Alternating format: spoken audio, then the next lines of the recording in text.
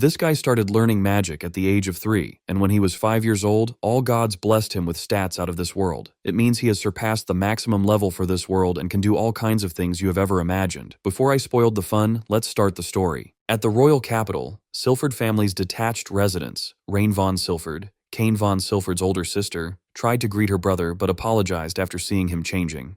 Cain told her it was fine, he had just changed anyway. While the older sister complimented his look, Cain remembered he was originally Kazuya Shina a while back. Then he reincarnated in this world and now lives as Cain von Silford, the third son of the Margrave of Gracia. Rene revealed her purpose of visit. Since it's been a while, Cain stayed over. She came to invite him for tea and a stroll in the garden afterward.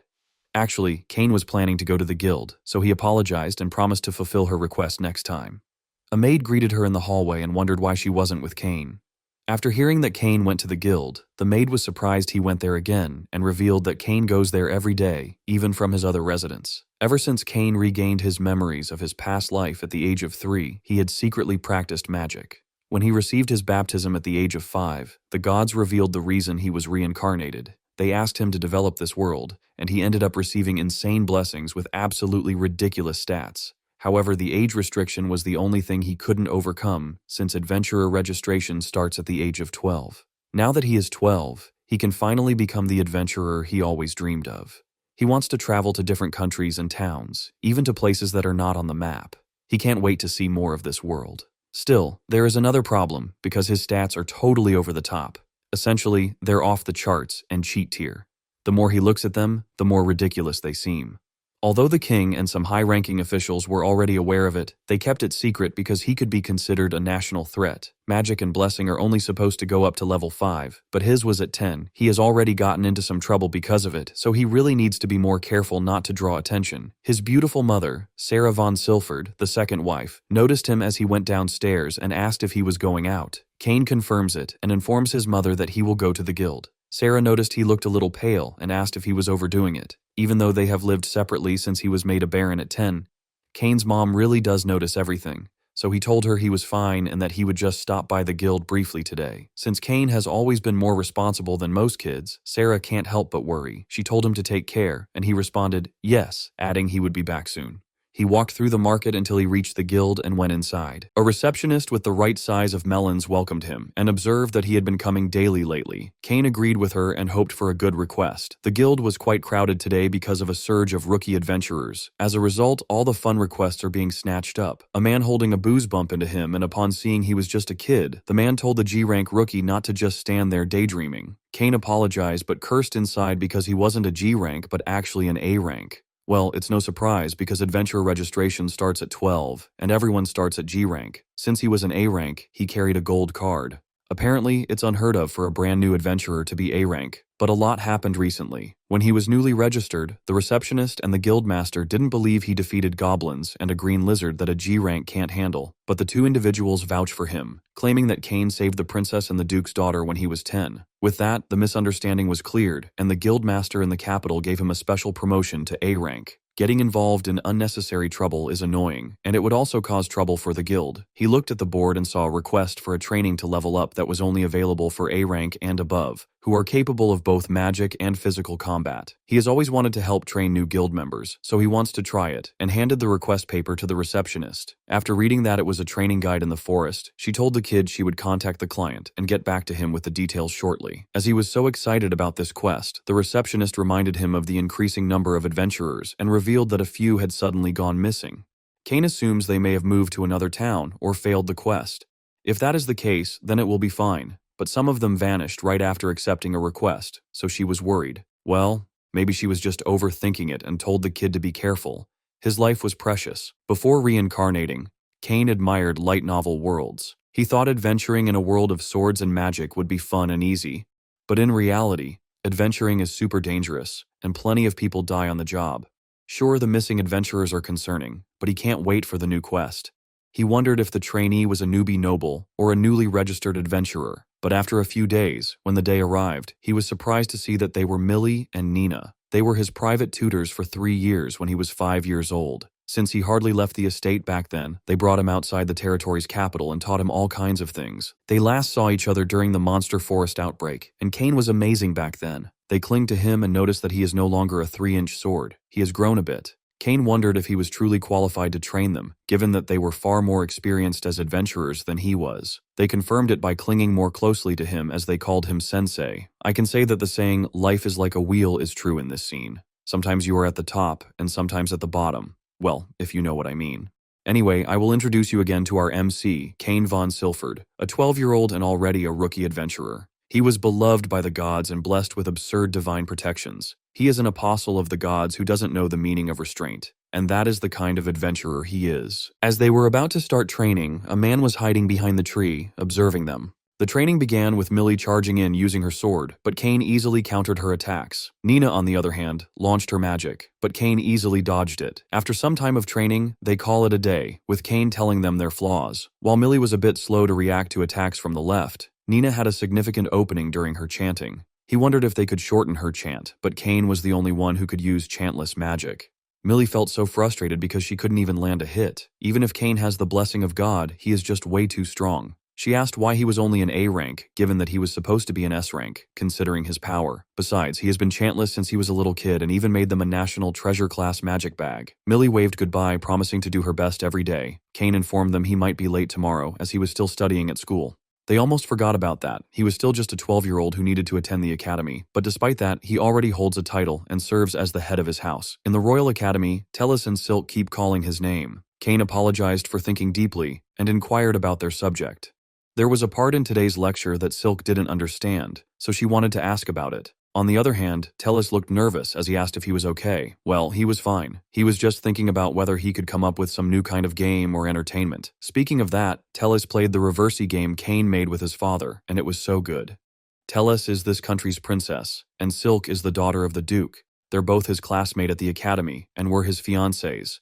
When they were 10, they were attacked by a horde of orcs, and Cain happened to save them, which led to their engagement. In this world, polygamy is the norm, and aside from these two girls, he also has a third fiancée. Silk wanted to try playing his prototype when he was done, and he agreed. Jealous, the princess slammed the desk and embarrassingly told them she also wants to play with them. Of course, they both were invited. However, he looks a bit tired lately, so they suggest not pushing himself too hard. After school, he wore his adventurer attire and went to the guild. As he stood before the quest board, he realized that after school he took on adventure requests and then always thought of new inventions, but regardless, he didn't feel tired at all. He heard a party cursing because one of their members had run off, but the girl clarified that he was nowhere to be found.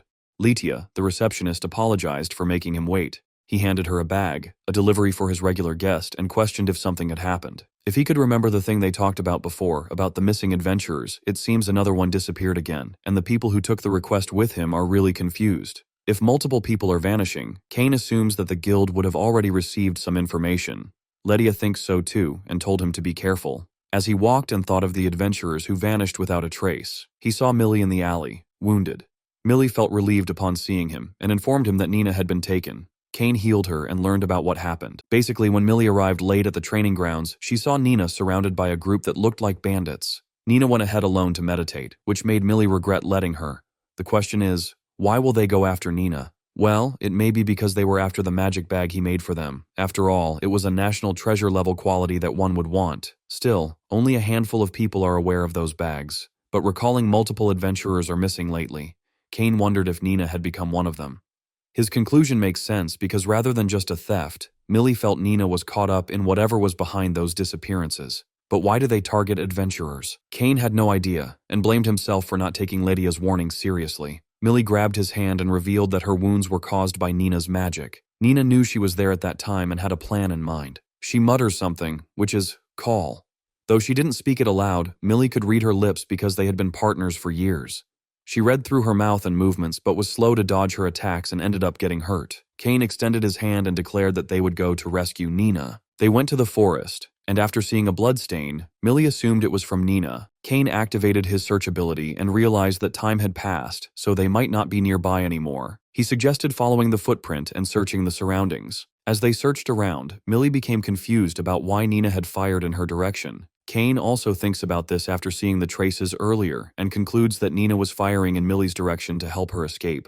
Or maybe there was another reason that only Nina knew. They saw a pouch on the ground and confirmed that it was the magic pouch Cain had given her. They assume it is a clue from Nina, because if someone besides the three of them tries to carry it, their arm can be twisted because it is especially designed to add the full weight of its contents. The kidnapper didn't know Millie was there at the time, because if they had known, they also would have captured her. With that conclusion, Cain was certain the kidnapper didn't realize they were after them, and was sure they headed in the direction where the pouch was taken. They plan on heading in that direction and using the search ability to check the details. About why the bandits resorted to kidnapping, Millie assumed it was because Nina was an elf. The Liebert territory where elves live was once known for kidnappings, so it is not impossible. But they still don't know if all the missing adventurers were elves. They continue searching and stop at the cliff. Cain activates his search ability and learns that there is a signal 2 kilometers ahead. He detects several humans there and concludes it might be their hideout. He carried her and started flying to the location, hoping Nina was safe. Inside a cabin in the middle of the forest while Nina was tied up, the kidnapper was glad to have captured an elf this time, because it was going to sell for a fortune.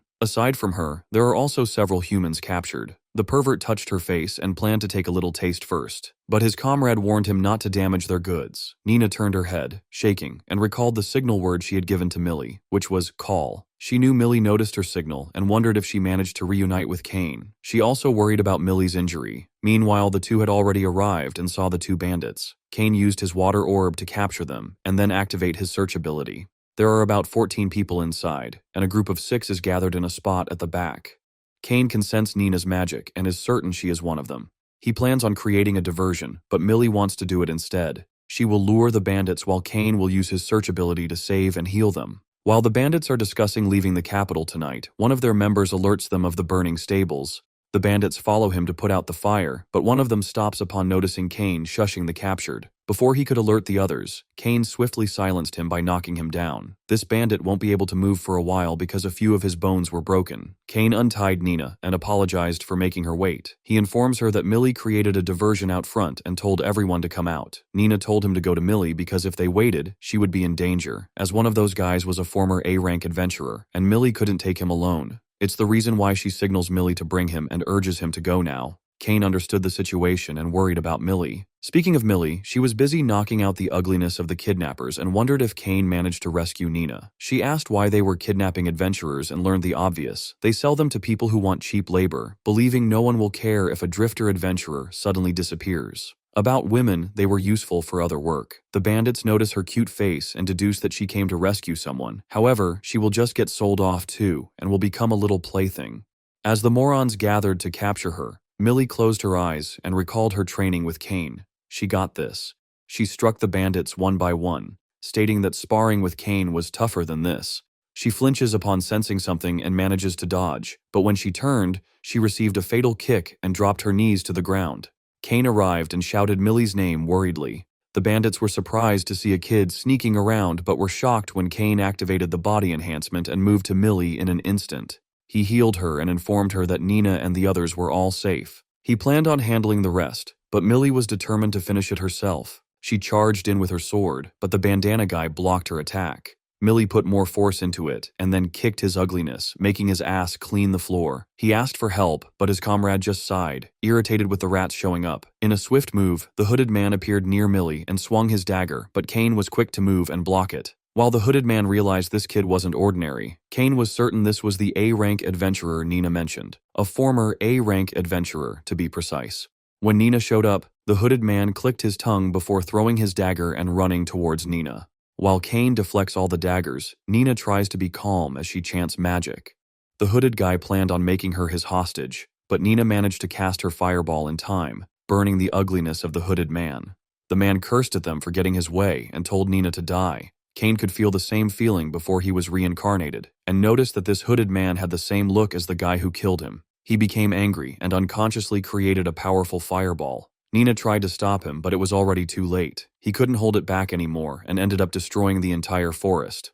Oops. He did it again. After that, they turned the kidnappers over to the guild, and the case of adventurers being targeted became a guild matter. Later on, they found out it was actually a pretty big organization. As for Cain, he got a harsh scolding from the king and his people, and now he is under restricted house arrest. When Millie and Nina visited him, he apologized for not finishing the request they gave him. The two understood his situation and explained the reason they had come. After Nina thanked him for saving her, they simultaneously kissed his cheeks. Blushing like my itchy scratch egg, Cain recalls it was the same when he was 8, but he is already 12 now. Millie agreed and made a measurement, saying he became the wielder of 5-inch swords now. Anyway, they are planning to stay in the capital for a while, but if a new quest comes in, they will head out again. Cain extended his hand and told her that if anything came up, he would love to join them again. Looking at Cain's smiling face, Millie realized he wasn't the same kid he was when he was 8 anymore, and then reached for his hand, agreeing with his offer only if his suspension got lifted. In the Royal Academy, Silk invited Cain to hang out at her place and play Reversey, but our boy has something to do after school. It's been a week since he got put on probation, and he finally got permission today. He went to the forest and restored all the natural lifestyle. Now that it was done, he just needed to fix the cabin. He activates the all repair, structure fix, all clean, and building cleaning. In a few moments, it was done. Although this cabin might be used by others or destroyed by Cain, he was certain that someone had originally owned it. He sat on a rocking chair and felt somehow strangely peaceful. Every day in this world has been hectic since he reincarnated, and he hasn't had many quiet and peaceful moments like this. He fell asleep, and upon seeing a silhouette of a girl, he extended his hand and called the lady Sylvia. When the girl asked who he was, he opened his eyes and asked who she was. This girl is Rachel, the owner of this house. He apologized and later ended up at a table with her, sipping a cup of tea. After telling her what had happened to the house and how he had fixed it, Rachel thanked him. Cain apologized for doing sorts of things in her house and even ended up sleeping. Rachel usually lives in the royal capital, so this place has basically been empty for ages. Since it had been raining for the last few days, she was worried about leaks. Upon seeing it was clean, Rachel asked if he had cleaned it. She appreciated him for taking care of it and was certain that her dad would be happy too. Her mom died when she was little, and her dad raised her all by himself until he got sick a little over a year ago.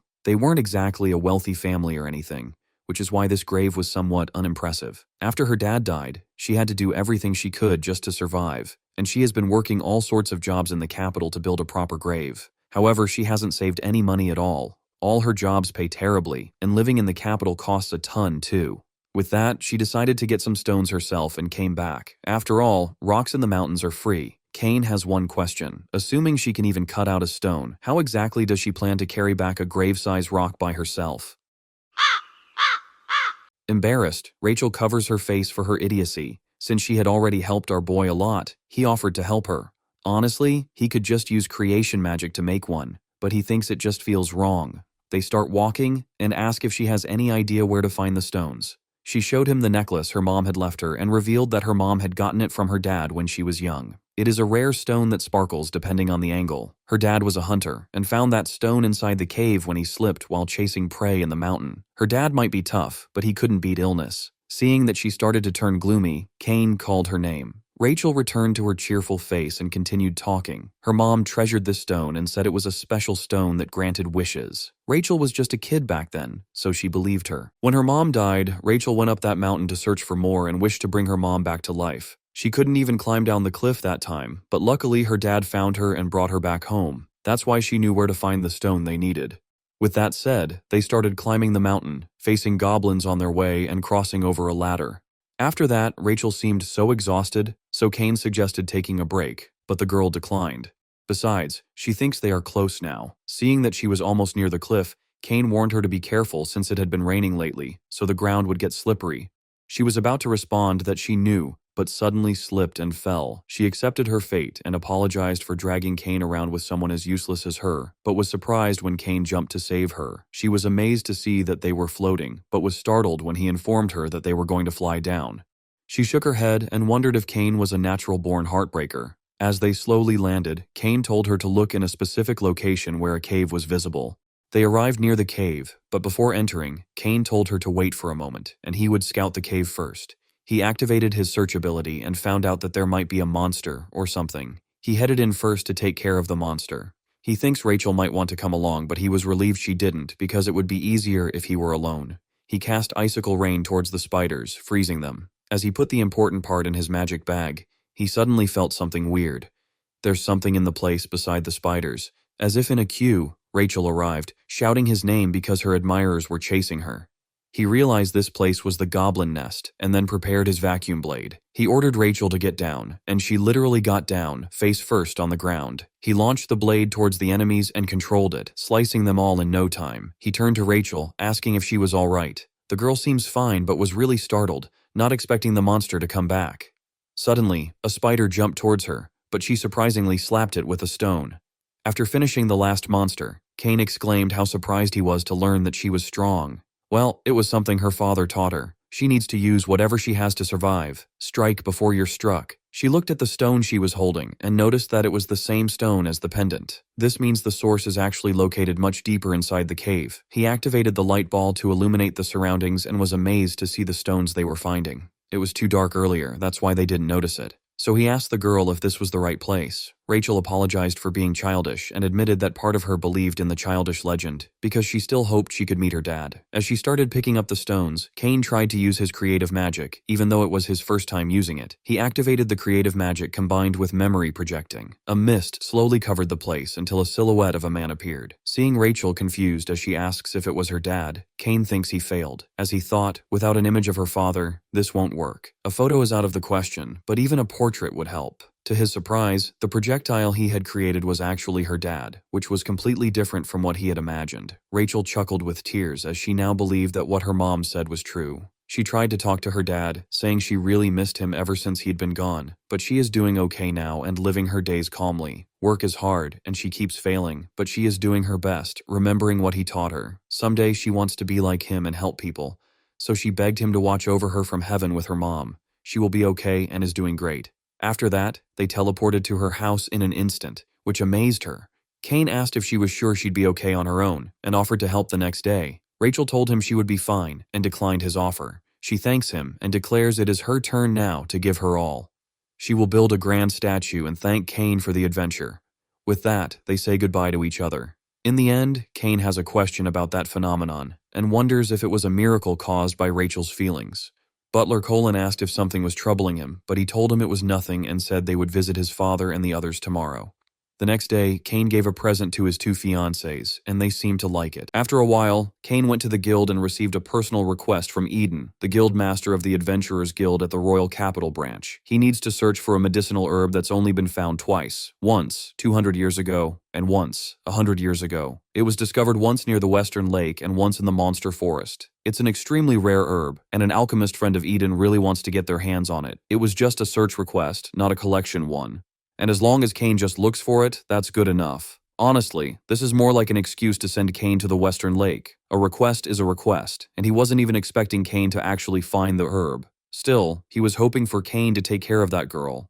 Speaking of that girl, I think this one is his third fiancée, Tifana. After seeing him in the Western Lake, Tifana quickly hugged him. As I already mentioned, she is his third fiancée and the daughter of a duke from the Liebert territory, captain of the Royal Knights in the Kingdom of Esfort. Tifana suddenly had some free time, so she asked her brother and was glad it worked. Cain told her she didn't need to bother her brother Eden, but Tifana reminded him that they were both busy and hardly got to see each other. Besides, their engagement was secret. Plus, it would cause a scene if the Knight Captain and Baron Cain, the hero, were seen dating in the middle of town. Still, their goal was to go all out. Cain didn't know what she meant by go all out, but he finally understood what she meant when she unsheathed her sword and stated she had been looking forward to training with him. Cain prepared his sword, the real sword, and activated the body enhancement. As they clash, Tifana already expected this fast speed from her darling. On the other hand, Cain mentioned how she hit harder than the last time. They stepped back before clashing their swords again. As expected of her darling, there is not a single opening and not a single wasted movement either. What she meant was that he was even stronger than he had been back then, and she was happy about that. But still, it kinda stings a little. She has taken on numerous missions and trained intensely to catch up with him. Cain flipped through the air and swung down his sword, but Tifana managed to block it. However, her sword was cut in half and flew into the water. A while later, Cain was talking to his master, the former king of Esfort and creator god, Yuya Terra Hiraswa Esfort. That's a long name though, but let's just call him Yuya. Cain told him how he had broken Tifana's sword and was worried about it. Even though she had told him not to worry, he tried to repair it, but for some reason, it just wouldn't work. Well, that just means the feelings tied to it are that strong. Some things aren't so easily fixed. But what is his plan about it? Did he just come to sulk and mope? Actually, Cain is on a guild mission to search for a rare herb and figure that Yuya might know something about it. After the long story he told his master, Cain was still worried about Tifana. He knew he couldn't replace the old one, but he was thinking of giving her a new sword as a gift. He wanted to properly finish their date and wanted to see her smile again. The master smiled at him before patting his head. He was really glad Cain didn't make the same choice his dad did and offered to help by creating a new sword for her. With that said, Cain will gonna do a bit of exploring around in this place in the meantime. But the question is, where is he really right now? Isn't it just in the Esfort Kingdom? Well, based on the translation, he is in Fabanil, a world where even if you stay for a year, only a day passes in the real world. He trained here for about 5 years, not too long ago, which means he only missed 5 days in the real world. By the way, there is a monster in this place that produces the highest purity mithril inside its body, and Yuya wants Cain to grab some from it because they will use it to forge the sword. He is pretty sure that the herb his student was looking for was also in that area, and told him not to worry. Given his current strength, he should be back in about 2 months. After that, Cain started his journey and wondered where the thing he was trying to find was. It's been a month since he has searched all over the place, but still hasn't found any monster that matches the description. If he takes too long, people might think he has gone missing for another 5 days again. He wondered if his master memory was starting to go bad because, believe it or not, Yuya had been alive for 110,000 years. Suddenly, he felt an earthquake. He flew above to find what it was and noticed that the mountain was moving. Well, it wasn't really moving because the one he saw was a giant turtle. The surrounding mountains are being devoured, and everything is being eaten away. He recalled the hint his master had given him, which was that the monster he needed to find was incredibly slow, but exceptionally tough. With that, he was certain this one was his target. If he can take down the turtle, he will get on some high-purity mithril. But there is one obvious problem. The monster was too tough, and just looking at it, Cain could already tell this was going to be rough. He raised his hand to use the Flame Sanctuary and the Saint Sanctuary. Then he fired it towards the enormous monster, creating a massive explosion. He thought he had successfully defeated it, but it only received a small crack, almost no damage. He attacks using different kinds of magic, but nothing happens. After 3 days, Cain was cursing and wondering how he was supposed to get the ore out from inside the monster. An idea popped into his mind. He needed to go inside the turtle. He recalled his master not giving him more hints, believing it would be boring if he told him everything. He then approached the turtle, and when it opened its mouth, he flew inside. He couldn't believe he really went inside the turtle and tried to find the ore. He saw a shining thing from afar, and in an instant, he was teleported to a beautiful place. The place was like a complete ecosystem and had been fully developed in some way. The sky was so bright, and he wondered if it was glowing from magic. He was amazed at the sight and admitted there was still so much in this world he didn't know. This is so wild, and he wants to come back to explore more when he has time. Upon realizing he stepped on something, he turned his head and saw an angry caterpillar staring at him. He tried to apologize, but the monster pounced at him, so he had no other choice but to get his sword from the magic box and strike the monster. He needs to find the ore before things get more annoying, but when he turned, a horde of caterpillars was ready to attack him. To wrap it quickly, he used infernal earth and blasted the cute monster away. However, more monsters appeared, so he had no other choice but to run, shouting that he really needed to get out of there and go home. This is troublesome. He needs to find the ore quickly, but things just keep piling up. Should he just take them all out at once? No, that might cause even problems. Then what should he do? He noticed a cliff ahead and activated his flying ability. As he was planning on searching from above, a bird suddenly caught him. Did it mistake him for a caterpillar? Despite his situation, Cain was still amazed that the turtle had all sorts of creatures inside. He apologized to the bird before knocking it out. The scene transitioned, and he now has creature comrades whose names are Haku and Gin. He asked the two to help him find the ore and stop in the place where he saw plants, and wondered if this thing was the herb Eden had asked him to find. After a while, Cain was kneeling on the ground, but failed to find the ore. He then rested on Haku's body, and wondered how many days it had been since he entered the turtle's body. He can't help but smile as he recalls how unseen plants and unknown creatures are inside the turtle's body. The place was strangely dim and softly glowing. He sighed and realized something. He looked above, and upon noticing something, he flew into the air. If this is high-purity mithril, then the magical energy inside must be amazing. Finally, he found what he was looking for. He assumes this ore's magical energy is the reason why it is so bright inside the turtle's body, and then starts to collect a good haul. Realizing each one of these crystals provides light to the ore, Cain looks at the whole place before declaring he will only take this one and go. Meanwhile, Yuya was secretly observing him with a smile, mumbling that he was just overthinking it. Cain used his teleportation magic to go back to his master's mansion and greeted him. He then annoyingly told his master that he didn't say it was a turtle. Yuya just chuckled and offered to brew him some coffee before asking if he had found it. Cain answered in the affirmative as he showed him the crystal. However, this is all he could bring back and ask his master if it would be enough. Yuya responds yes, saying he could craft a masterpiece out of it. Cain was worried because if his master went all out, he might create a global-level sword. Yuya assured him he knew, that's why he needed Cain to help him make it. After placing the crystal in the center of the magic circle, Yuya asked if Cain was ready. Cain didn't expect this process and thinks it will be like blacksmithing. Yuya told him blacksmithing was fine too, but it would take time. Basically, it was similar to creation magic. Yuya ordered him to pour a bit of mana into it and imagine the sword he wanted to make. The student complies and pictures out the sword he wants to make for Tifana. In an instant, they managed to create a beautiful sword. Though it was not on the level of the sword Yuya gave to Cain, he adjusted it to match the wielder's strength. He then threw the sheath to the kid. Cain thanks his master and hopes Tifana will like this gift. Well, this is as far as Yuya can go, and the rest was up to Cain. Meanwhile, Tifana seemed to be thinking deeply, so when the knight saw her sigh, they wondered if something was wrong. Cain arrived and greeted Dime, the vice captain. Dime greeted him back and was relieved he had come because their captain had been feeling down lately. He thinks Cain could cheer her up by sparring with her, but the kid just chuckled at his idea. Tifana started panicking when Cain approached him and asked about his sudden visit. Cain just wanted to apologize for what happened last time and bring her a gift, but Tifana clarified it wasn't his fault. It was just that she was weak. She was ashamed of how pathetic she was for also making him worried. To her surprise, Cain handed her a brand new sword. It may be different from her previous sword, but he wants her to try it. Tifana unsheathed the sword and couldn't tell if the strange feeling was because her darling was there or because of the sword. When Cain revealed he just helped a little with making the sword, Tifana almost exploded in embarrassment. In Cain's view, she looks gloomy, so he told her he would spar with her from time to time when she gets used to it. With a red tomato face, Tifana responded that she was really happy. Suddenly, a knight informed them that they were in trouble because a huge group of monsters was on the road.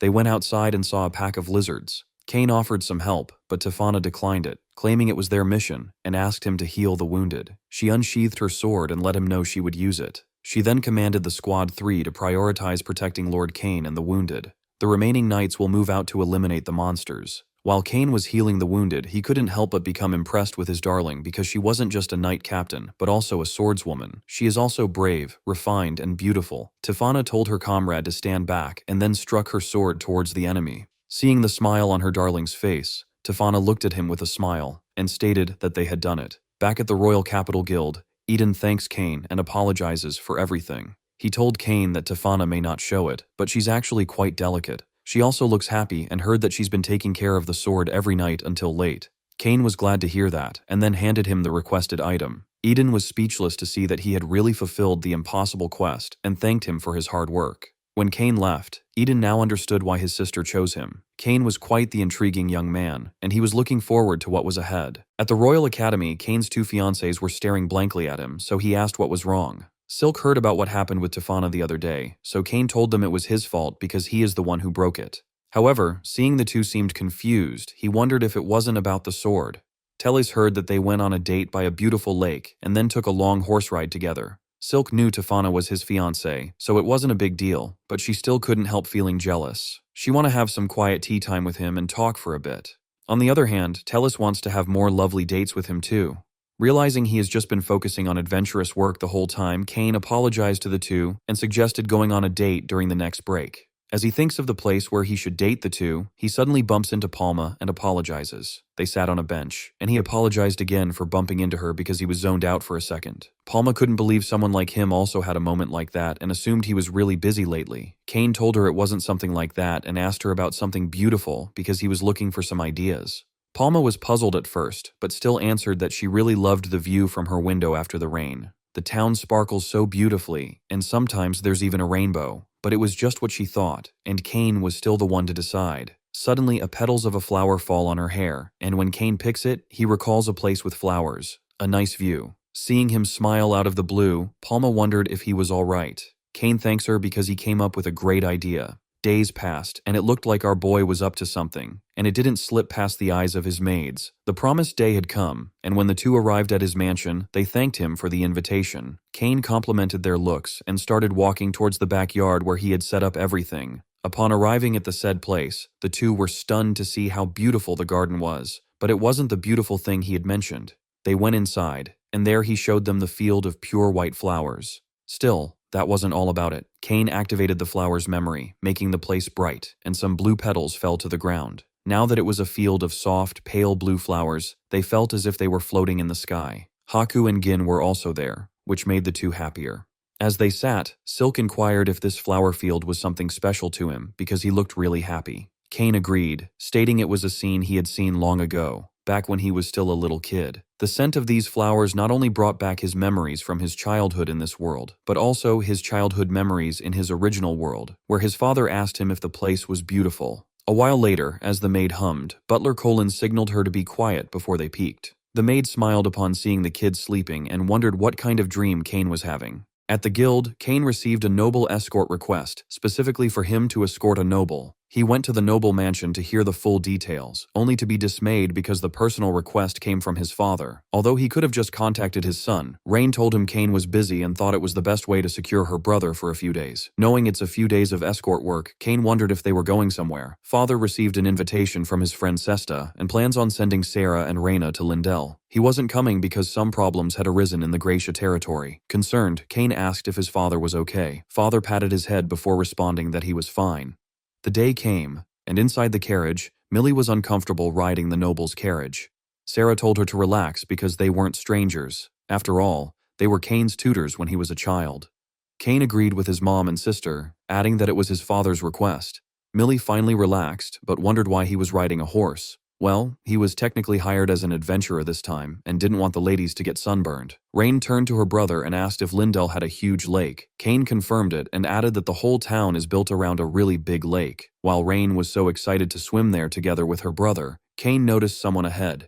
Cain approached the old man, and upon learning that his wagon had broken down, the kid offered to fix it. He activated the material repair and fixed it instantly. The old man was thankful to him and tried to find something to repay him, but Cain insisted that there was no need. The old man gave him a wooden horse he had made a long time ago as a token of gratitude. Cain thanked him, and as the old man left, he warned them to be careful if they were heading to Lindell because the sorrow of the dead returns with the storm. That last word lingered in Cain's mind, and he wondered what it was. They arrived at the Lindell, where a beautiful, large lake is visible. In town, Rain was thrilled to see how lively the place was. They went to a mansion to drop off their things and then stroll into town. After a tiring day, Cain lay on the bed but couldn't sleep. He feels like a kid the night before a field trip. Honestly, he hadn't expected this trip, but it's been pretty enjoyable. He suddenly heard a melody and went outside to find its source. When he finds nothing, he changes into his adventurer clothes and goes out to find where it came from. He reached the lake, but the singing disappeared. As he wondered if it was just an imagination, a girl suddenly appeared near him. Morning came, and Rain was so lively, inviting her brother to swim with her.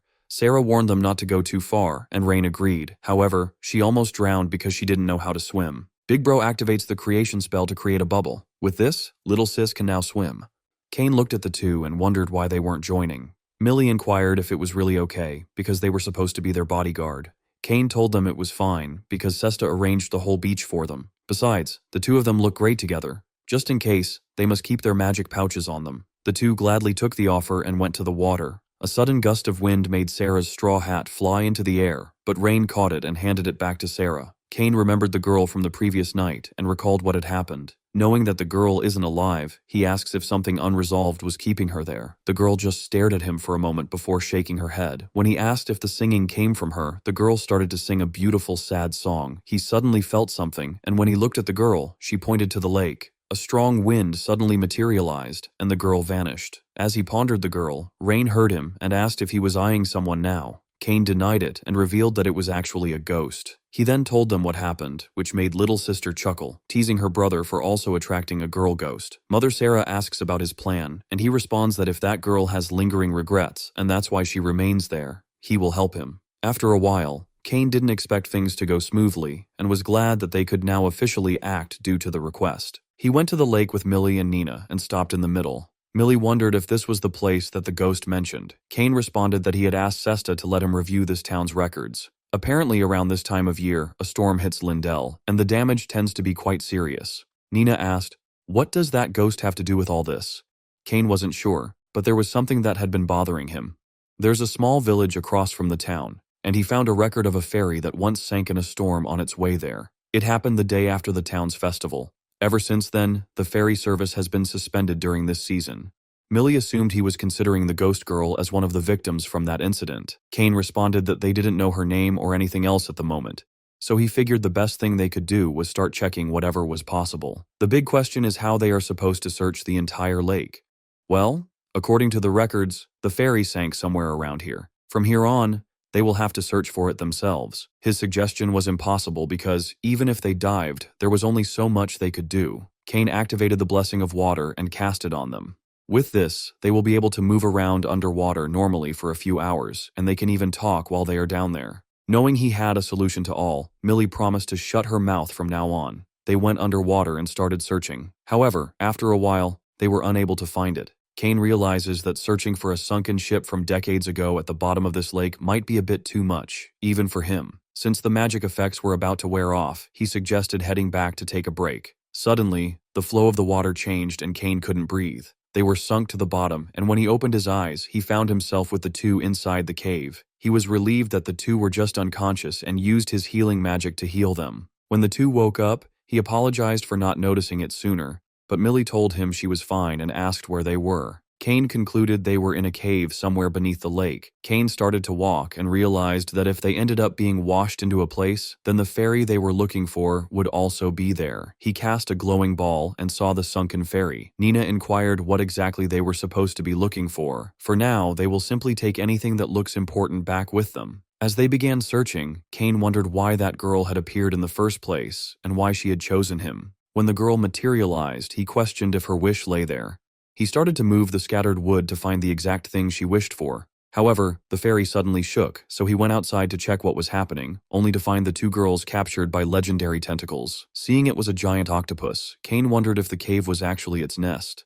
He realizes everything that washes in here ends up as this octopus's food. He stated he would let the two out, but was distracted when the little octopus clung to his feet. As a result, he received a slap from their mom. Despite being thrown like that, he still calmly smiled at letting his guard down, and then rushed to cut the tentacles to free the two. Learning that the monster was regenerating, he understood that if this kept up, the whole cave might collapse. He instructed the two to face the little monsters, but realizing they weren't built for a prolonged fight, he decided to finish off the mommy octopus in a single shot. In a single strike, the giant octopus was defeated, making the little monsters run in fear. Since they found what they came for, he suggested heading back to town. That day, a small earthquake was recorded in the Lindell region, and of course he got thoroughly scolded for it afterward. With the founding festival coming up, the streets are packed, which amazes Millie. As they are having fun looking at each stall, Nina wondered if Cain managed to find what he was looking for. Speaking of Cain, he has already found Mr. Morris, the man he was looking for. He handed him the wooden horse that came from Morena's, which made the old man wonder where he had found it. Cain simply responded that Morena's feelings led him to it.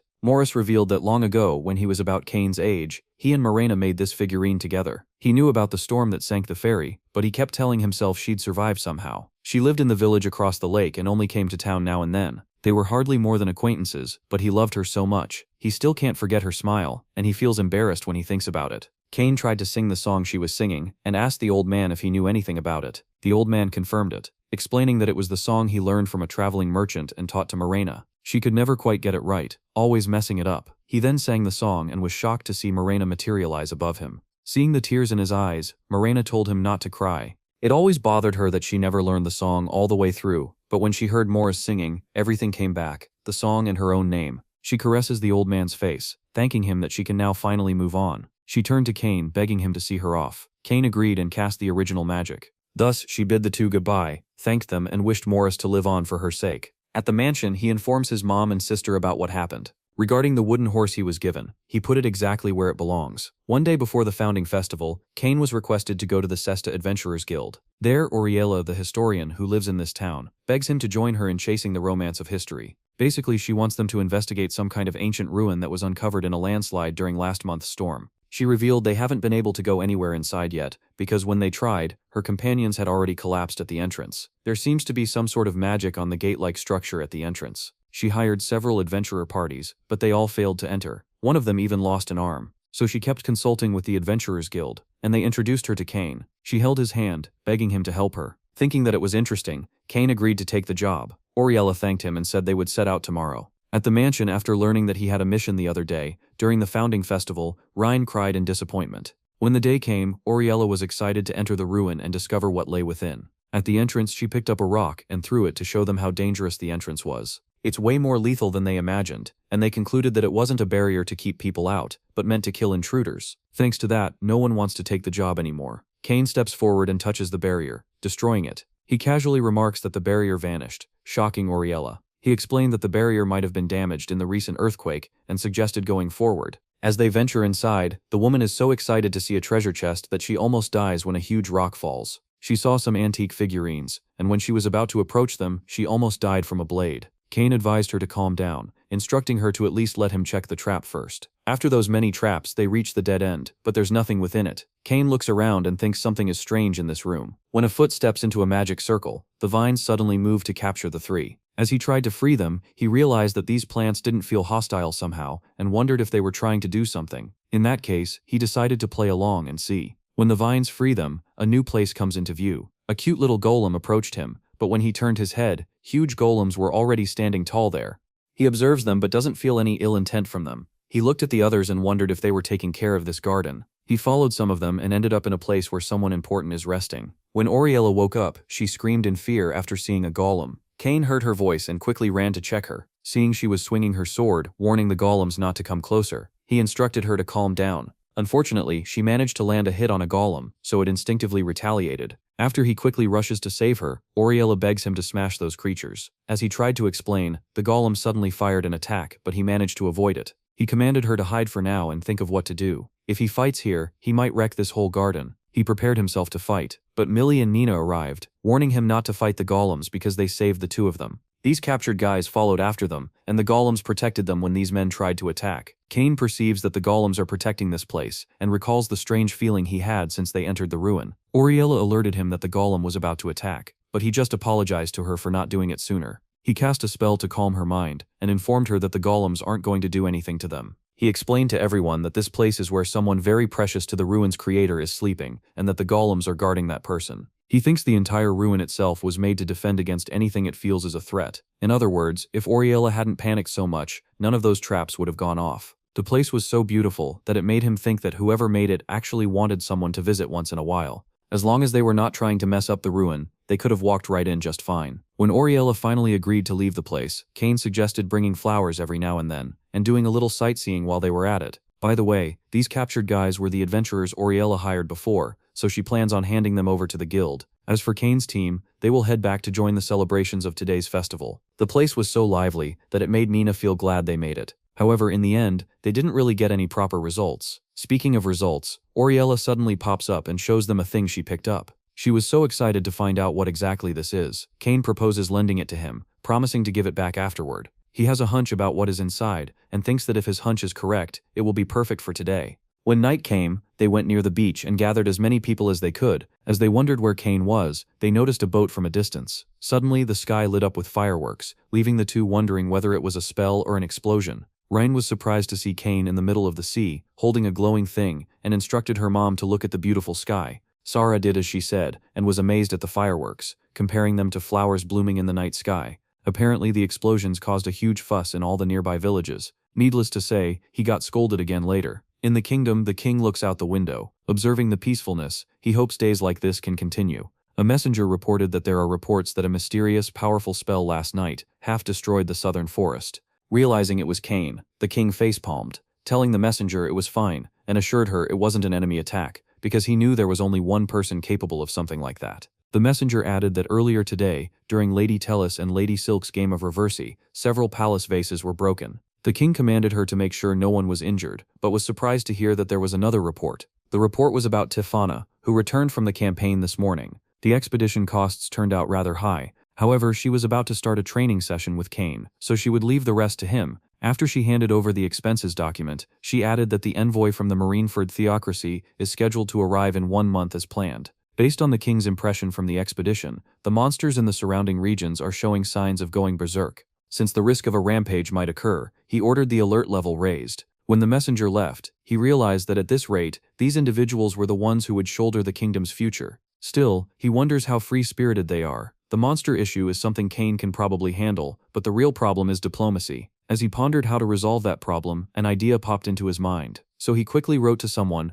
Cain and Tifana were having sword training when Tellus and Silk arrived. Cain wondered if something had happened, which made Tellus pout, and ask if she needed a special reason to come see her fiancé. After Tifana noticed Tellus and Cain's red faces, Tellus revealed that she had a reason to see him today. It was a letter from her father, and he wanted them to read it together. In 1 month, the king will host an event welcoming an envoy from the Marineford theocracy, so he wants them to assist in entertaining the envoy at that time. Cain, Tellus, Silk, and Captain Tifana will undergo 1 month of special training at the castle, so they must prepare themselves. Inside the castle, a toasted bald egg was standing before them, which made them conclude that it was combat training. When royal knights appeared from behind, Cain wondered if it was really combat training. To his surprise, each one of them was given an apron. They will be learning how to cook. In here, their rank and their power mean nothing. Only their cooking skills and their spirit of hospitality matter. The bald egg clapped his hand before starting the lesson. After that, they move on to the practical lessons. While the girl was having fun, Cain was just staring at the textbook. Realizing that it was hard, he asked if he could use magic. The bald egg immediately disagrees, stating that magic is forbidden, believing that hospitality is about sincerity. It must be handmade. With that, they did their best to cook well, but all their results failed. After a while, they managed to cook a good one, and gain the chief cook's approval. When the big day arrived, the four were nervous as they looked out at the crowd, while the king wondered whether the cooking training had taught them the spirit of hospitality and more. The princess politely introduced herself as the third princess, Testia Terra Esfort, and added that they were honored that they had come all this way from distant lands. Silk introduced herself as Silk von Santana, and added that they are still inexperienced, but she begged them to enjoy the local dishes that they have prepared. On the other hand, Cain and Tifana serve as waiters. Observing how the four acted, the king was glad that it seemed they had truly learned what it means to offer hospitality. Seeing the food on the table, the people were glad and praised them. At the same time, a messenger arrived, reporting that a rampaging behemoth had been sighted coming from the western forest. She alerted everyone to evacuate. Recalling how they worked so hard on this meal, Cain promised not to let anything ruin it. He rushed to the front gate, and upon seeing the behemoth, he used his magic and defeated it in an instant.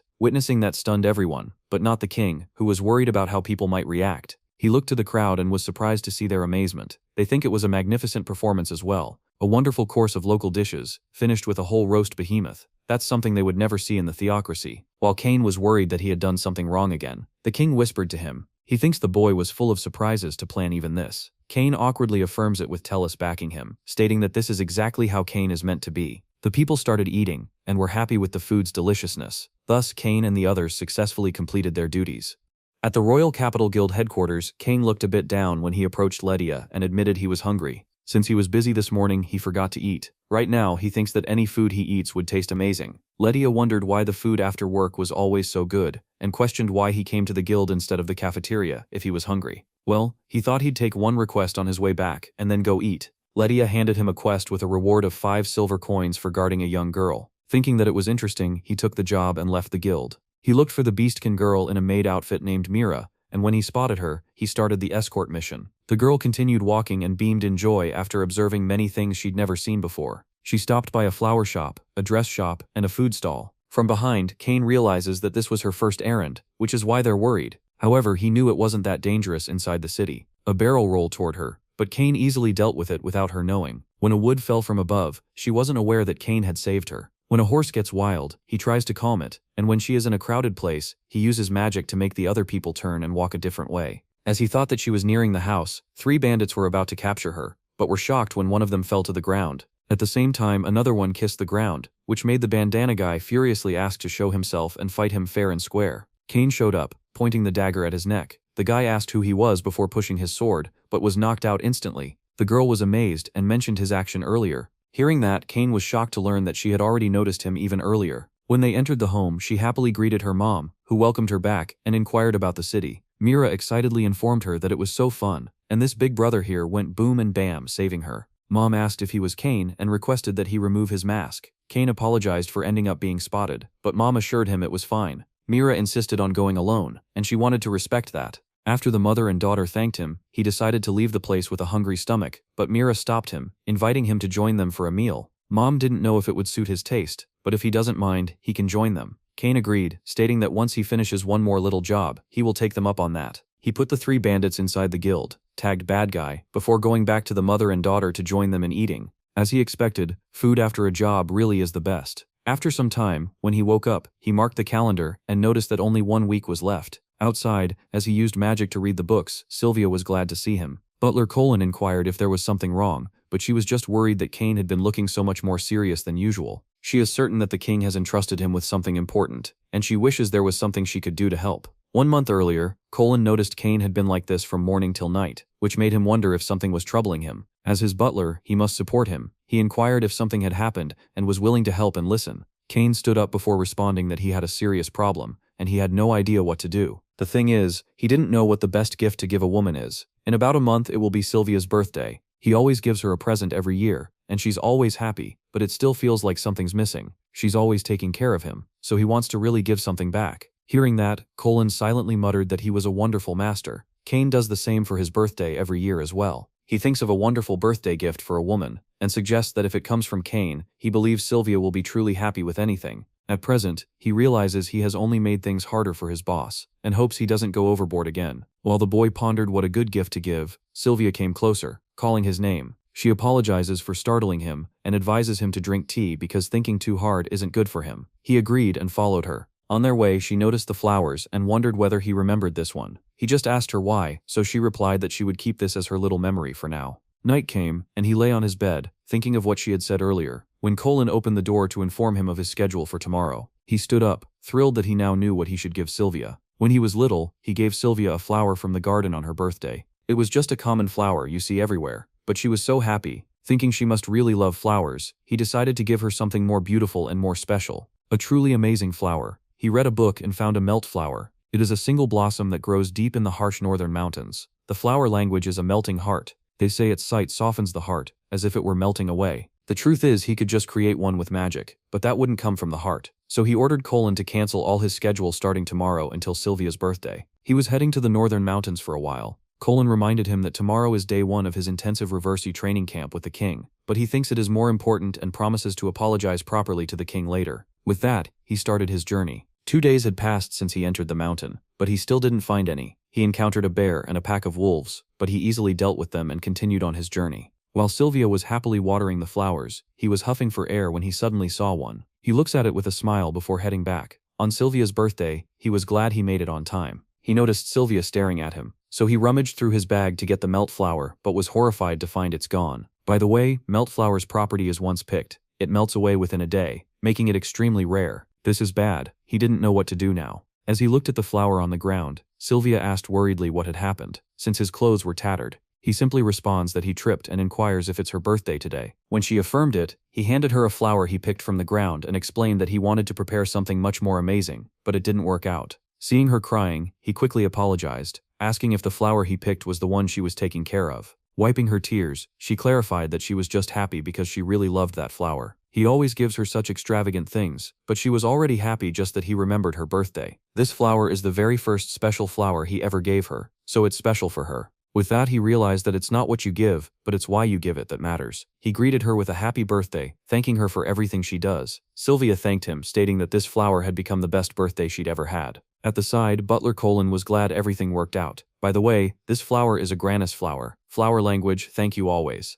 Tifana and Cain were walking through the town and noticed that everyone looked really busy. In Escorting, they hold a big festival for a whole week to welcome back the dead. There's a legend that once every 10 years, the souls of the dead return to their families. While he pondered where he had heard of something similar before, he saw a pumpkin and some fruit to the side, and remembered that it was oban. Tifana was confused, so he asked whether she knew what was under the pumpkin. Tifana called it a fairy horse, a mount for the dead. On the way here, they have them come quickly by riding a horse made from extra carrots, and on the way back they have them ride a pumpkin behemoth, so they can return slowly and safely. Cain smiled, realizing that the idea was the same. They continue walking, and as he looks around, he wonders if his family will come back. Tifana informed him that at night, they release lanterns into the sky to let everyone know the season has arrived. She saw them when she was little, and they were so beautiful she completely forgot about the sword practice and just stared. He noticed a boy to the side observing a lantern before returning it with a heavy sigh. He approached him and asked what was wrong, because his face looked like he was in a lot of pain. The kid told him it was nothing. Understanding that this kid was from the slums, he introduced himself and asked for his name. When Roy introduced himself, Cain told him that if he told him what was bothering him, he might be able to help. Seeing that he was just a kid, Roy doubted it. Tifana assured the boy that Cain was reliable. Even just talking to him might help. Roy explained that some bad guys stole the money he'd saved to buy a lantern. He just let them beat him up and couldn't do anything. Now he can't welcome his dad and mom back. Buying a lantern will be easy, but Cain wants to do something that actually helps Roy. An idea popped into his mind, and he mumbled that things have been so rough around here lately. If someone helped him out, he could probably pay them enough to buy a lantern as a reward. Tifana was confused at first, but when she got it, she mumbled that the night order was short on manpower as well, and they could really use an extra hand. Roy raised his hand, asking if he could do that kind of work as well. The two smile, affirming it. After taking a bath, the butler assisted him in changing his clothes. After his session on serving with Sylvia, he hung the fabric outside and then washed dishes. After that, he trains with the knights with Tifana and Cain watching to the side. After all the work, he received good pay and excitedly ran to buy a lantern. From behind, the two watched him. Tifana knew that helping Roy was all well and good, but she wondered if it wouldn't be easier if they gave the money from the start. Cain agreed but clarified that he wanted the kid to be able to feel confident in himself. When three bad guys block his way, he insists that the money is his. Cain pointed to Roy, telling her that he is different from before. One of the guys punched him, but Roy ducked to dodge. As a result, the guy hit his comrade. Furious, the guy punched him again, but he swiftly dodged, making the guy's punch hit the pig. The pig was knocked out and fell to his two comrades. Tifana realized that instead of giving Roy a fish, Cain taught him how to fish. She was so happy, already expecting it from her husband. Cain smiled, planning to make this country even better. If he does that, then he will be able to face his dad and mom with his head held high. Finally, Roy managed to buy a lantern and showed it to them. They went to an open field and helped him light it up. Seeing Cain's gloomy face, Tifana mutters that she has a wonderful fiancé now. She needs to enjoy this festival to the fullest, so she can report that to her ancestors. After Roy released the lantern, Cain looked at the sky, wondering if his parents were watching this from somewhere too. He told them he was doing his best here, and begged them to watch over him. After a while, Cain crossed paths with his teachers in the guild, and informed them he would hunt the giant behemoth everyone was talking about. Millie was certain he could beat it in a flash, and he agreed. He recalled the king telling him that defeating a behemoth was fine, but he must be careful not to burn down the whole forest again. An argument suddenly caught their attention at one of the tables. Gio questioned whether they really don't need swords. Ray confirms it, explaining that last time, it was a magic attack that finished it off. She believes swords aren't exactly that versatile to begin with. Gio stood up, reminding her that he was the one who wore it down until she could finish it off. She was just standing back watching until then. Millie and Nina came between to calm them down. While Gio questioned whether she knew how he felt, since they were both swordsmen, Ray told Nina he was saying totally ridiculous stuff. When Millie agreed with Gio, stating that she was usually the one who wore down the monsters, Nina's eyes became sharp, clarifying that they were always working together, healing, shielding, and everything. Mages don't just watch because if swordsmen rush in, mages have to stay on their toes too. Ray agreed, adding that swordsmen really do think fighting on the front line automatically makes them cool. The guild became silent until it was divided into two. While the swordsmen and mages continued arguing, Cain silently watched them, thinking that the situation had become bad. Lydia informed him that these things really happen sometimes. The old what's better, magic or swords argument. He questioned whether she wasn't going to stop them, but she knew that once it got like that, all they could do was watch. After the arguments, the adventurers went out of the guild in separate ways. Outside, Millie was sitting when a person arrived. He thought it was Nina, but it was Cain. Millie didn't know what to do because she ended up saying something she never should have said. Still, she believes that it was true that she can't afford to lose. When it really counts, it's this sword that has to protect Nina. That's why she has to be stronger than Nina is. Meanwhile, Nina was also sulking when he approached her, and learned that as the backline, she couldn't let Millie get put in danger. That's why she has to be stronger than any sword fighter. Cain awkwardly chuckled, realizing his teachers were the same. They really care about each other, but their gears are just a little out of sync. If one of them just apologizes, it'll probably linger and leave a scar later. Recalling a saying, after the rain, the ground hardens, Lydia suggested gathering all the adventurers in the guild, and finally deciding which one is stronger. But sigh after realizing that she was the one who had to clean up when the guild property got broken. Cain thinks settling the question of who is stronger by fighting it out is a good idea, but he thinks he can take it one step further. He looked at the quest, and upon seeing the request about the behemoth subjugation, he got an idea. He gathered all the adventurers, recommending that they just throw everything they had at each other. To decide whether the swordsman or the mages is the stronger, they need to fight. As the crowd cheered, glad with the idea, Cain reminded them that this was just a mock battle, so no injuries or serious harm were allowed. When they agreed, Cain sneaked out into a bush. As the battle was about to begin, they suddenly heard a roar, revealing a huge monster. Gio instructed everyone to run, but Nina and Millie remained in their position, deciding to fight the monster with their usual tempo. While Millie attacked using her sword, Nina supported her by attacking the monster using her magic. Witnessing that, other adventurers also joined the battle, giving their all until they defeated the monster. When it dawned on them that they had defeated the huge monster, the two looked at each other with a smile. Cain pops out from nowhere, lecturing them that on an adventure, both swords and magic are important. Thus the two remembered their role in fighting, and apologized to each other. Other adventurers did the same, which made Cain smile. Recalling that the behemoth was Cain's quest, Millie questioned if it wasn't his doing. He tried to deny it, but Nina could see that his puppeteering a stuffed monster was too suspicious, because the giant behemoth they fought was way too easy. The truth is, after he defeated the behemoth, he used its body to control it. Meanwhile, the king was facepalming after hearing the report that the forest had been burned to a wasteland again. While he was training with his sword, Sylvia approached him and handed him a letter from the academy. On the occasion of the academy's founding anniversary, he was invited to serve as the school's representative for the main event. The academy will be holding a grand festival that involves the entire royal capital. Students from schools all over will gather in the capital and compete in 3 events as teams to determine which school is the most outstanding. Holding this founding anniversary at their academy, Cain thinks they were pretty confident. Well, it was because they had him. He was amazing after all. Honestly, it would be better if his strength didn't get too well known, but if he has been chosen, he has to give his best. Sylvia was excited to prepare his things, but hearing that the festival is in a week, she stopped, embarrassed for getting ahead of herself. The day of the founding festival has finally come. The king announces that the main event will begin here. He expects each of them to do their best as their school's representative. Meanwhile, other students from other academies mock the capital representative, upon seeing that they were just kids. They think the Royal Capital's academy isn't anything special and declared that the tuition exemption prize for the winners will be them. On the other hand, Cain could feel like they were radiating some killing intent towards him. When Tifana arrived and apologized for being late, the students from other academies noticed that her appearance was completely different from everyone else's, and her aura was intense. Tifana boasted that she was the only one of his fiancés left out after all.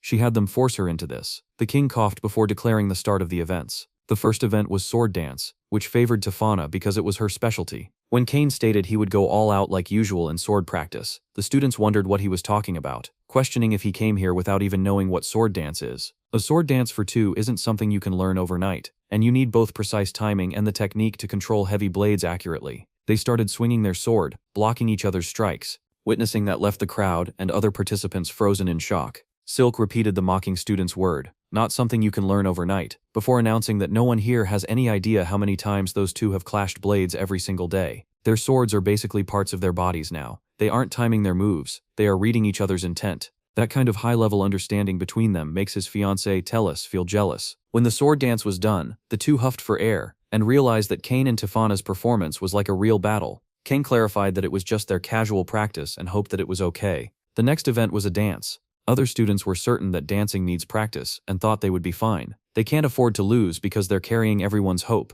Cain stared blankly at them, prompting Tellus to ask if something was wrong. Cain told her it was nothing, hoping that their practice would pay off. If it's Tellus and Cain, Silk was confident they would be able to dance just as well as they did in practice. When the music began, participants started to dance. Nervous, the princess suddenly stepped on his feet, which made others think that they were done for. Embarrassed, Tellus apologized for being nervous and for not dancing properly. Cain knelt with a smile, asking if she remembered the flower field they danced in during practice. She was full of life back then, and he realized how much he liked dancing with her when she was like that. He extended his hand, assuring her that the place doesn't matter. They just need to enjoy dancing together. Tellus took his hand and started dancing gracefully. Silk admitted their dancing is honestly on a whole different level. While Cain's leadership is just incredible, Tellus's support for him is like a beautiful flower. It's as if the 2 of them were one from the very beginning. Somehow Tifana was a little jealous. After the dance event, they were given a short break for the next event. The final event was a great puzzle labyrinth, so Cain was counting on Silk because she is a commerce major. However, she is nowhere to be found. He instructed Tifana to look after the princess while he went to look for Silk. He saw her sitting on a circular pond and asked if she was feeling sick. Silk shook her head, apologizing for causing trouble. She got scared that she wouldn't be able to match him perfectly. Tifana is so cool and strong. Tellus is so kind, and her dancing is beautiful. Everyone was captivated by those 2, and she just thought she didn't have anything like that. Cain inquires if she remembers when they all gathered after they announced this event.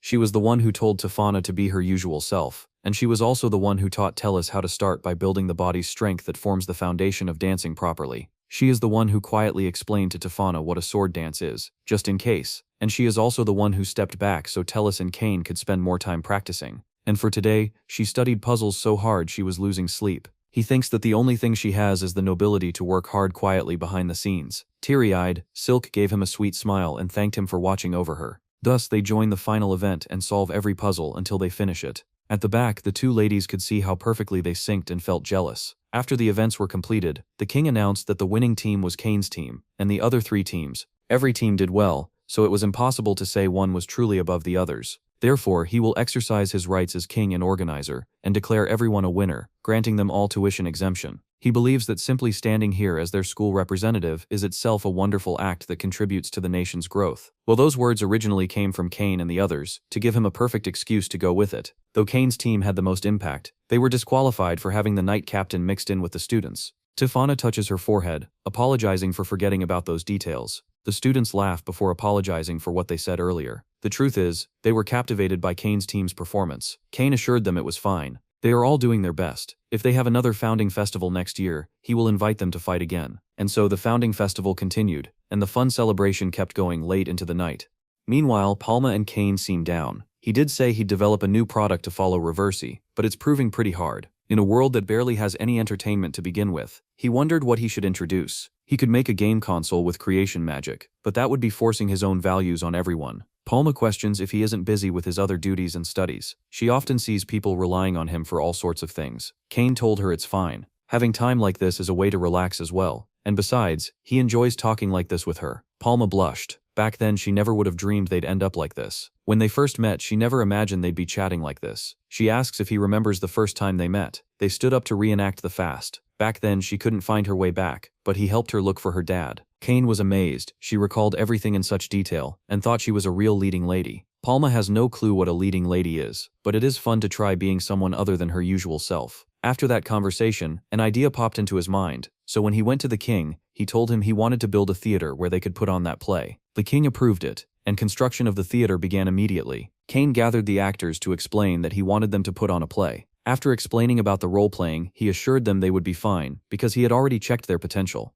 If they work together, they can make a wonderful show. By the way, there is one more person he has invited, but he's a bit shy. It was Yuya, in a wolf costume, who accepted his invitation because he had free time and was interested in his idea. With that, preparations continued until the day of the performance. Palma, who seems nervous, became embarrassed after seeing that there were a lot of people. It's finally showtime. Everyone's really curious since it's their first time seeing a play, and they've got a full house too. Cain encourages the actors to give them the best Little Red Riding Hood ever. The actors took their positions, but Palma was still nervous. Her lines have gone from her head. Cain can't blame her since it's her first time acting in front of such a huge crowd. But after all that practice, he wants everyone to see what kind of actress she is. He showed up on a stage and raised his hand to create an explosion that turned into fireworks. Witnessing that amazed everyone, and they clapped their hands. He assured her everything would be fine, because everyone was on her side. Also, he has seen how hard she's worked. He called everyone's name, cheering them. Thus, the role-playing begins with Little Red Riding Hood appearing on stage. Her mom ordered her to go to her grandma, who lives deep in the forest, to deliver food because her grandma was sick. After the wolf learned where she was going, it went to her grandma's house to tie Granny up and lie on the bed, acting as Granny. Little Red Riding Hood was confused upon seeing her Granny, who now looked like a wolf. Mr. Wolf pounced at her, but before he could hurt her, a huntsman fired his gun to stop the wolf. After untying Granny, she quickly hugged her granddaughter. Little Red Riding Hood looks at Mr. Wolf, who is now conscious. She removed her hood and extended her hands to invite him to get along, believing that race doesn't matter. Mr. Wolf rose with teary eyes and hugged her. Thus, the Little Red Riding Hood story ends. The actors bowed their heads, thanking the crowd, who were satisfied with their performance. As he wondered what they should perform next, a letter from the king arrived. The king wrote the stage construction costs, labor costs, and repair costs for the ceiling he broke during fireworks. Looks like they won't be putting on another show anytime soon. It's been a while since he came in Yuya's place, and he wondered what he needed from him. Yuya, who is busy fixing the land using a hoe, spotted him and thanked him for coming. They went inside, where Yuya prepared some tea. Seeing that he was just staring at a cup, Yuya questioned if he preferred coffee. Cain disagrees, telling him tea is fine. He notices the coffee maker and thinks of spreading it in the capital. When questioned about what he thinks of his power, Cain answers that his power lets him help many people. Yuya liked his answer and asked whether he ever wondered whether that resolve of his was born, because he had that power. Cain agreed that it might be part of it, but he doesn't think having power or not has anything to do with saving someone. Hearing what he wanted to hear, Yuya gave him a smile and put a bracelet on him. It is a sealing bracelet used to calm the rampaging monster of Fabinil. It seals the ability of whoever wears it. He wants Cain to put it on and experience a normal life because when he understands normal, the extraordinary looks truly special. By the way, not even a Fabinil monster can break the bracelet. It'll stay on for a week until the time limit's up. He went back to the capital and felt hungry, so he tried to use magic to teleport, but nothing happened. He tried to cast it one more time, but Tifana noticed him, asking what he was doing. Cain scratched the back of his head, and upon noticing the bracelet, he realized he couldn't use magic. Come to think of it, if he can't use magic at all, he is totally useless, right? Tifana revealed that it also happened to her sometimes. When she swings a sword every single day, there are moments when she just blanks out. Even if he lost his magic, she believed he would still be him, and it wouldn't change, so there's no need for him to make that face. Cain thanked her, and then continued walking to stop by a fruit shop to buy some and eat. He went to the guild but couldn't find anything fit for what he is now.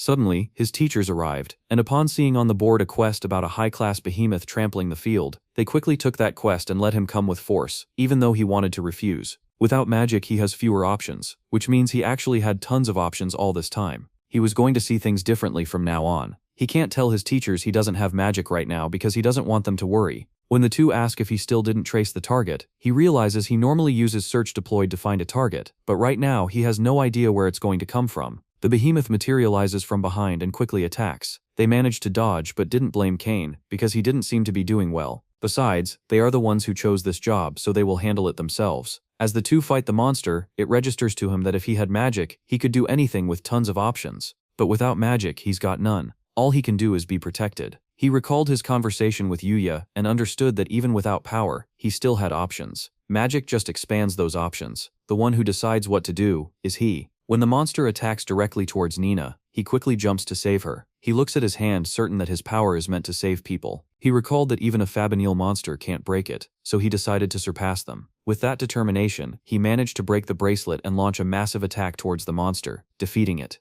After a while, Yuya was in disbelief that he had actually broken the bracelet and asked whether he now understood why he had been given that power. Cain affirms it with the same answer as before. His power was meant to save people. Yuya liked his answer and asked if he wanted to take a look at creation magic to make a coffee maker and such. Cain refuses because he can't relax when he thinks about the king seeing that burned out wasteland. He will be scolded for overdoing it again.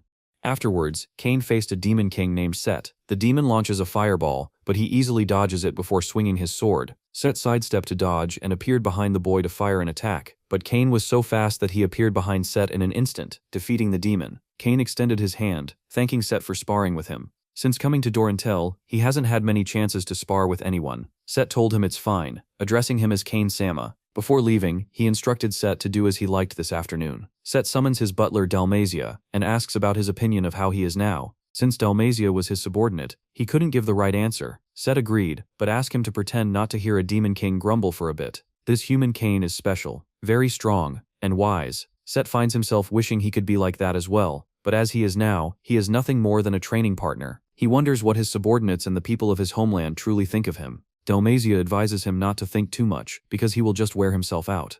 Still, if it weighs on him that much, Dalmasia will always come to help him. In a single word from Cain when he called Set, the latter arrived in an instant. Since Cain was going to do a quick patrol around the territory, he liked to let Set play with Haku and Gin, meaning he will be a pet sitter. Even though his dignity as a demon king was pushed to the ground, he still politely accepted the task and questioned how it came to this. Left with no choice, he still played with Cain's pets, and when the boy returned, he respectfully welcomed him back. He mentioned that Cain's pet was completely absorbed with this frisbee, and upon learning that the boy imbued it with magic so that it flies really well, he inquired if he could create all sorts of things with a high degree of freedom. When the boy revealed he could make lots of different stuff, he wondered if Cain could create something stronger than him. Cain never thought about that, and after some thinking, he decided to give it a try. He summoned multiple magic circles and created an anti-Cain strategic weapon, the Arc Golem. Set smiled mischievously, before placing his hand on the golem to name it Nornir, and make it his summon. After the golem pledged loyalty to him, he spread his smelly dark underarm to create a tall tower and challenged the boy to defeat Nornir and him. He must prove himself as their master, so they will be waiting on the top floor of this dungeon. Cain worriedly wondered why he was doing something like this but became happy upon realizing he could go all out.